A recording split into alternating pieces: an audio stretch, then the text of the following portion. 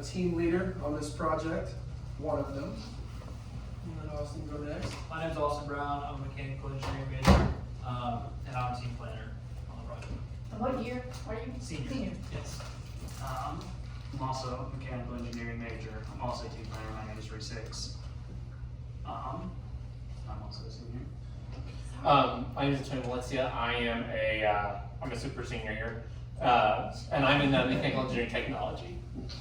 And I'm Nicholas Jolin. I'm a senior here at OSU, MET, and I'm a team lead as well.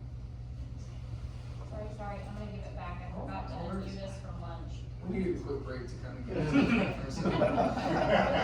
So far, y'all are doing great. Yeah. And I'm also the team purchaser. All right. So our team has been tasked with designing an unmanned surface vessel, or USV, that has the capability of collecting trash in the Oklahoma River in Oklahoma City. As you can see from these pictures over here on the left, most of the trash from the tributaries flowing into the river is the main source of the debris buildup. There is existing infrastructure, as you can see here.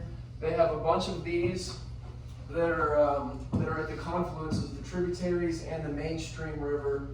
But however, silt trash ends up in the river as a result of storms and a lack of human intervention. Our team has the opportunity to lower the amount of trash making its way into the main river, and also lower the need for human interaction to clean the river up from the surface.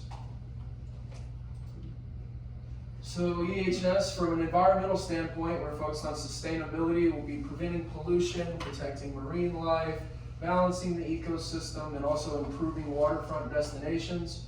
Where our USV will operate will be right in front of the river water sports, right there on the Oklahoma River, which is a big tourist destination, so it's pertinent that we keep that area clean. And from a health and safety perspective, we have aquatic trash affects water quality, it endangers plants and animals, it also pollutes outdoor spaces that we depend on for tourism and recreation.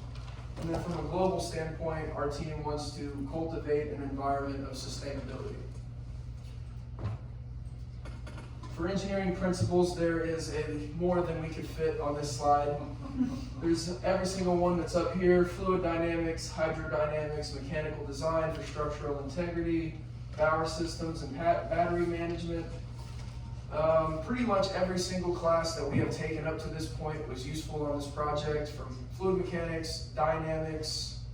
I think the only thing we didn't really use was heat transfer. So everything except for that. Yeah.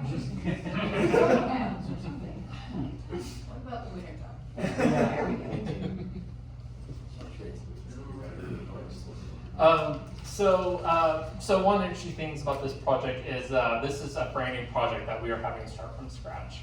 And we weren't given very many specifications, so we had to do a lot of research. And we ended up going out. We made multiple site visits to the River Sports District, where we would go around and actually look at alongside the banks of rivers, and we'd take count any kind of trash we see, what sizes. And, we saw anywhere between little leaves and twigs up to full-size logs. I even saw a few detergent, like 2-gallon detergent bottles, and even a mini fridge was floating around. So there was a lot of things to take note of, and it also gave us an idea of the density of trash that we would see in our square footage. And we also got to see the trash collection dams that were all around the tributaries. And we also learned some things about what's currently being done for the trash problems, which we interviewed some coaches from the River Sports District, and they do volunteer days, like before every big race they do, where they'll actually go around picking up small trash around on the shoreline. And we also did and we also learned that the river has very dangerous currents on storm days, because of course when you have a 30-square mile city, all that water drains into that one river. We also kind of have an idea for wave sizes and current, so we can kind of figure out what our boundary needs to work at, and how hard our vessels will be working. And we also did an interview with Oklahoma City and the River Trust Foundation. We learned that they have the Waterway Clean Sweep program, where they actually have a large trash collection barge that's mainly operated, where they'll actually go around and clear out the tributary trash cans and other trash collection devices that there's like storm drain filters. And with our interviews with them, we also kind of learned, that they collect about 360 cubic yards of trash a month. And that kind of gave us an idea of what capacity of trash we need to collect. And we also had to kind of gauge how much of that number is actually going into the river and how much of that is just what they collected outside of the area we're operating in. So this is an overview of the design that we went ahead with. We went with a 4x5 boat to help us handle some more of that medium to small size trash, things on the scale of 7-Eleven cups, soda cans, those detergent bottles. We're using a conveyor belt design to draw the trash out of the water into a collection bin in the back of the vehicle. We're utilizing 4 100 amp hour batteries to give us a maximum runtime of 8 hours, so we can have a full day's operation. And the volume of our trash collection bin means that we can hold over 400 standard aluminum cans. So I want to make sure that this can handle the worst days and be able to really collect a lot of trash. So we found a company called Tiny Pontoon Boats that can make,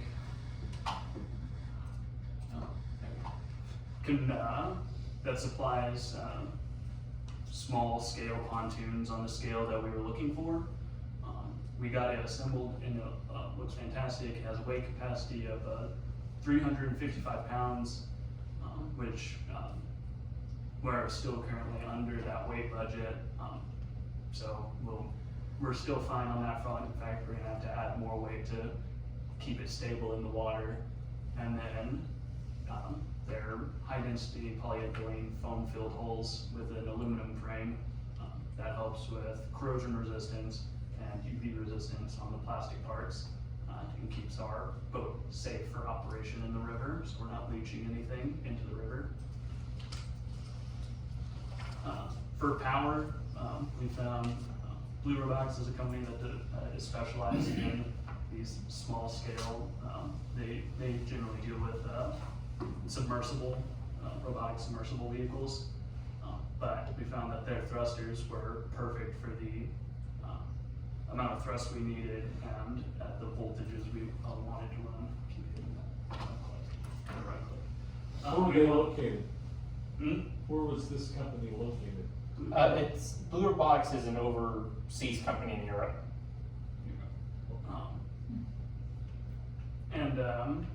We wanted to operate at 12 volts because the batteries we were working with were 12 volt batteries, and running a 12 volt system versus bumping up to a 24 volt system would give us further capacity, and then we don't have to worry about running batteries in series and dealing with higher voltages and increasing risks of electrocution as we work on these things. And then we had to design our own motor mount. Blue Robotics doesn't have a dedicated mount for this thruster, so we've designed and fabricated our own thruster mount to go onto our boat. So I was in charge of the wiring power system, given my hobby experience of working with large scale drone systems. So our system is actually based off of the standard hobby grade system where you have your main voltage that will be running your thrusters, which is, in this case, is our 12 volt system. And then there's also a circuit that powers the lower voltage but more sensitive electronics, such as our receivers, flight controllers, any other telemetry radios.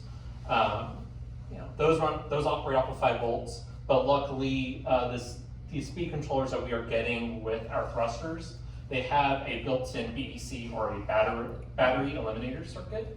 And what that does is steps us down from the main voltage down to 5 volts. So through this, we found that our total 12 volt power draw for the batteries was about 40.7 amps. And that is assuming that all the thrusters are running at full power.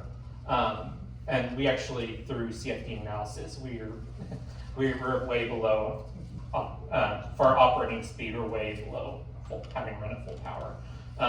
So using 400 amp hour like lithium iron phosphate batteries, and we chose these batteries because they do not have the same thermal runaway issues as lithium ion batteries. They're safer to charge, they have built-in battery monitoring systems.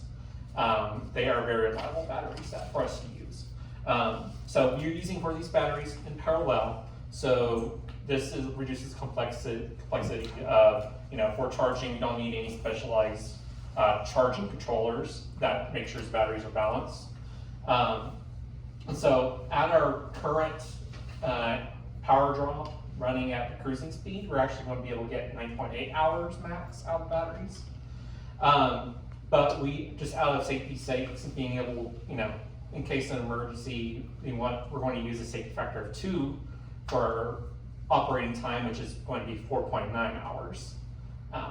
But it gives us plenty of wiggle room, and our current battery setup is, we have multiple fuses on board. So if there were some shorts to happen, if we got cut down just to one battery, we're still able to safely operate within the battery limit set as in the battery. So there is a lot of redundancy here and a lot of safety taken into consideration. Okay, so for the conveyor belt, we went through some design, some ideas that would maybe have a solid belt that would draw straps up with cleats or flights on the belt. But one of the big considerations we made was reducing drag, because if it was a solid belt, it would probably pick up water and it would just cause a lot of other issues. If we went with a mesh belt, we would lower our drag, wouldn't pick up any extra weight, and it would just go right up and down. So we started looking around. We found a belt from Wire Belt. It's a 302 stainless steel metal mesh belt. We just actually got it in yesterday, so we're super excited about that. It'll have 5/8 inch flights on it in order to help the trash not fall over, because the belt's gonna be at an angle going up to drop it off in the basket. Luckily, the company also makes all the sprockets and the spacers for the belt to draw it up and down, so we don't have to fabricate that ourselves, which was another consideration. It would take a long time to fabricate a conveyor belt ourselves, so we went and looked at a prefabricated one. One thing, or a couple things that aren't prefabricated, is just the drive shafts. They don't offer them. And then our brackets, which will be on the next slide, to mount it onto the conveyor belt. Because most companies, they're just worried about being a flat conveyor belt. They don't need any mounting other than what they already have. So in order to do that, what's great about our pontoon boat actually is that the frame is modular, and it also gives us a really good base to put other things on our belts. They're nicely spaced. We can make plates. This was actually our initial design, to have press fit bearings into the shafts that would then come down from the aluminum frames.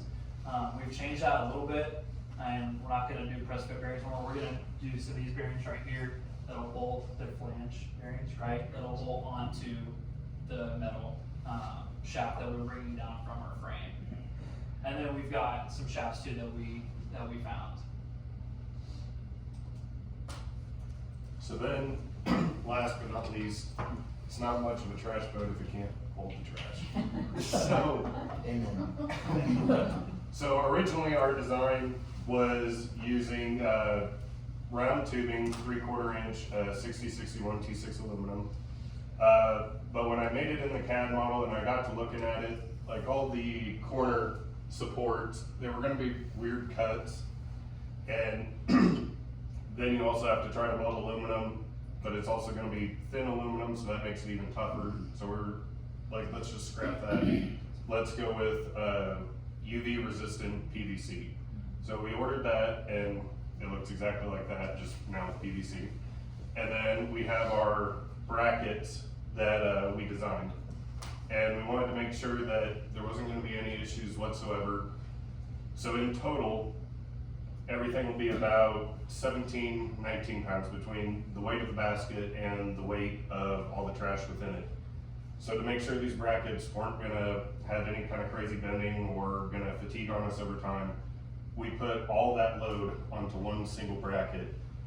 And when you do that, you get a stress of 2.5 kpsi, whereas the yield stress of 6061 T6 aluminum was 35 kpsi.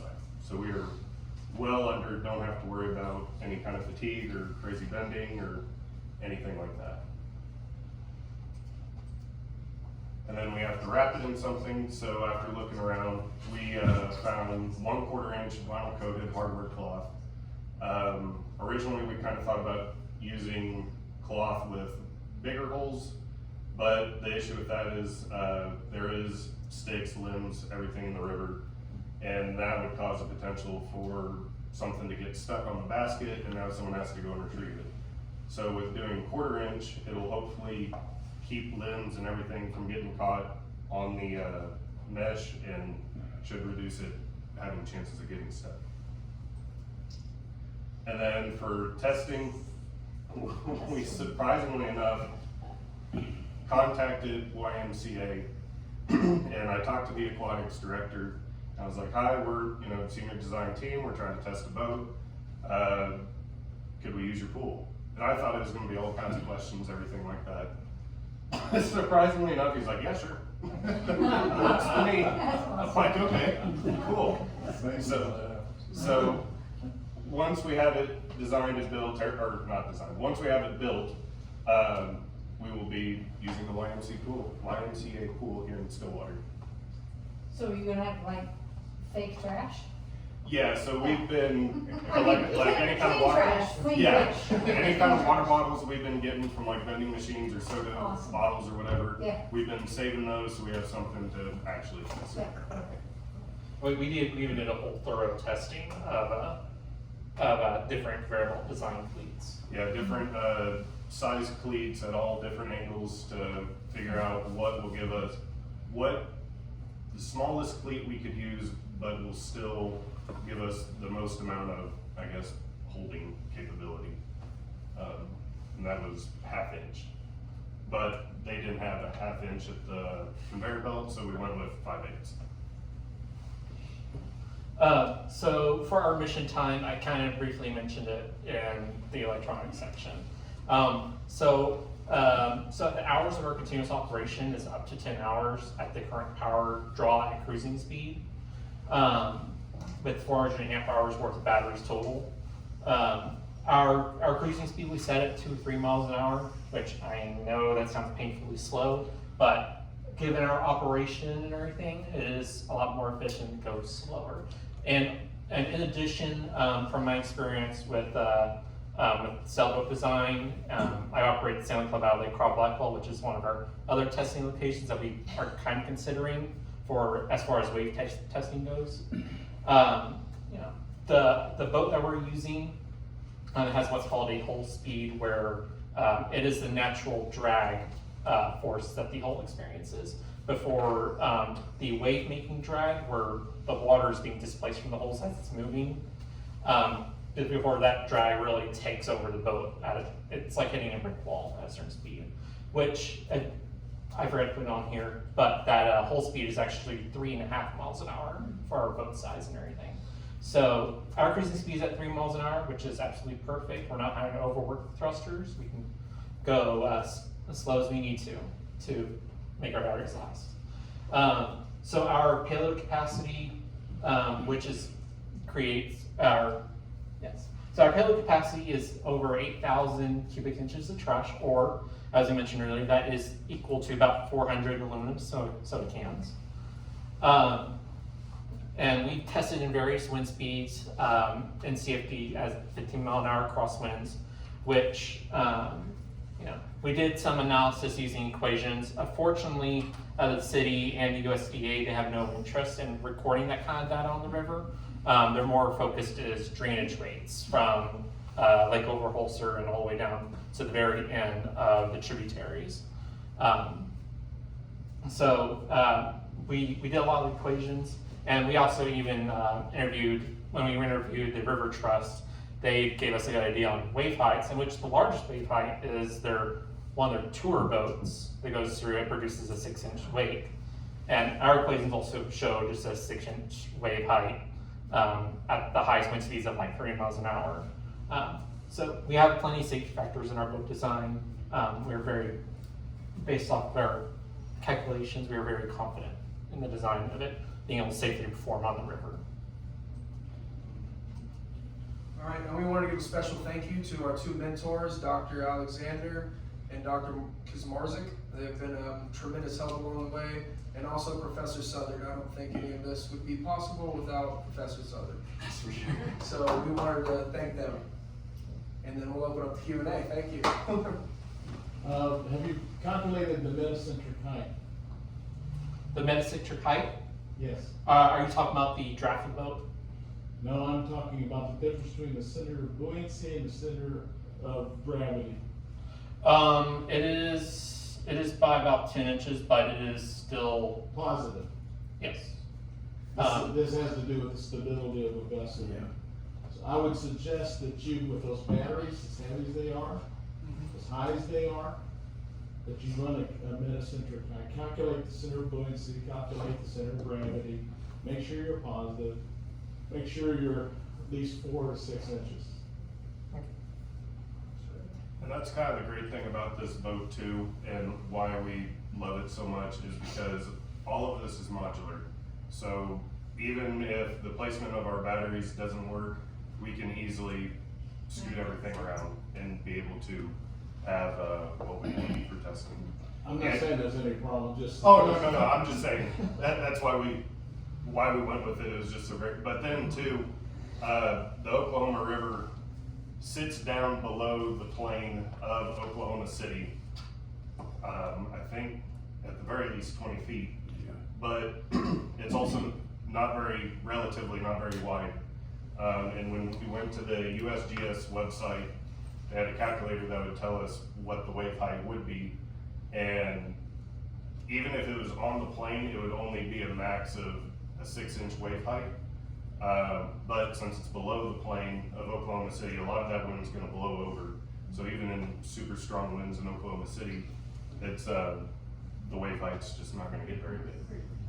I did both different ratio calculations of the actual width and length of the boat, and we were getting a beam length ratio of about 3, which is actually a pretty stable design. I did do some displacement analysis of different angles, and all of our boat is a little back heavy when it's empty, but it is still very stable. Have you used CFD before, or is this the first time? No, I've used CFD before. I've done a lot of personal projects designing model aircraft. You have a sense of a market need of a boat like this, and how much would it take to buy a boat like this? And eventually, is there a possibility you can create a company to manufacture the boat itself and move on? Yeah, I think so. With this being a first rough draft and trying to buy everything, I believe right now our spending is at $8,500, which with more time and a way to figure out how to make things more efficient and not buying parts that turn out to be not the ones we need and things like that, we can. And there is no existing company that manufactures these at a high rate. They're mostly one-off or, test vessels, stuff that companies are creating, and those are the unmanned ones. They have plenty of manned stuff, but for unmanned vessels, there's really not, there is no market. how can the college or the university help if you wanted to commercialize it? Access to aluminum welding? Yeah. It's only on spot, give it some thought. Yeah. If there's way the college, university can help you launch a company, I'm standing by. I need to do a needs analysis and find out how big a problem this is all over the states, and it is a big problem. And that's determine what the market size is. You gotta have people that want to buy. I have two other comments. How do you empty it? How long does it take to empty it? And I have a suggestion in your design phase. The next phase is you change the design to make this an engine and be able to swap out the back end so that you can have a wagon. And then you dump the stuff into like some sort of a floating thing. And then you can disconnect that and put another one up, because one of the problems with this is you're gonna have to bring it in and empty it every time it gets full. But if you have a way of putting a little barge back there or something, I don't know exactly what it would be, and it empties into that, you just change that out and just continue. That is something we discussed pretty extensively at the beginning of the semester about the scope of what we wanted to focus on for this semester. And we Well, talked about. yeah, we done this semester. Yeah. This is a 2-semester project, so. For some of us, for some of us, for some of That's us. the second phase, that's second phase. And it's a brand new project, and there's 4 years of work that can be done on it. The goal is to have it done before the Olympics. Yeah, next year is to put the wagon. Yeah. Yeah. The whole idea. How much water do you anticipate in the trash for your load? Not enough to make a difference because our collection basket, it's all designed to allow drainage from the trash. And plus, a lot of the trash we're aiming for is anywhere between laundry detergent bottles and like 7-Eleven cups. And usually those are floating when they're empty of water, or at least half full of water. When they go more than that, then the boat's no longer able to reach them because they're at the bottom of the river. So we're not too worried about the water problem. And with our weight budget, we're actually far below the payload weight of the whole system, of the hull. So even if our boat does get loaded with trash, we are far more likely to be running out of volume than weight capacity. So when you think about this from a project management standpoint, what do you guys think are some of the key learnings about front-end engineering, interaction with the stakeholders, and also, so what are some of the key learnings around that? Meet every single day. It's one big thing. There's a lot of groups that we've seen working where they only meet once or twice a week. Our team has been very big about meeting every single day, staying on top of stuff, making sure emails are sent out every single day. So I'd say number one is communication with your team and your stakeholders would be my biggest takeaway that I've noticed so far. We have had a little bit of struggle with defining, not necessarily the stakeholders, but at least the problem description. Because the sponsor that has made this all, given us this budget, has, you know, they just want to see the boat in the water. And it's a great idea for them, and they can also put their logo on it, and it looks great.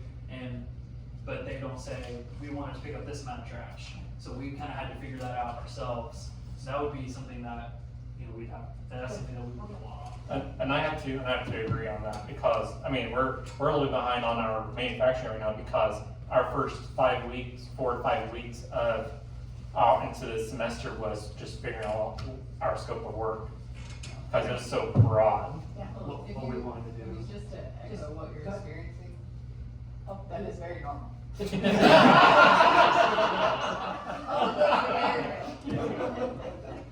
ahead. It's just like 18-week I agree with time. this. That's the There's, other can't be overstated enough, just how, like, figure out what's possible and what isn't possible, and what would require so much work that it would be, you know, not feasible. Figure out what we can do, what we wanna do, and where the Venn diagram, Yeah. lines up. Perfect. Okay, I know everybody wants to keep asking questions. So we're already 10 minutes behind. So my Which is better than the dean. We'll go next. So my recommendation is, as long as the students are comfortable, I can always connect student groups with those who want to participate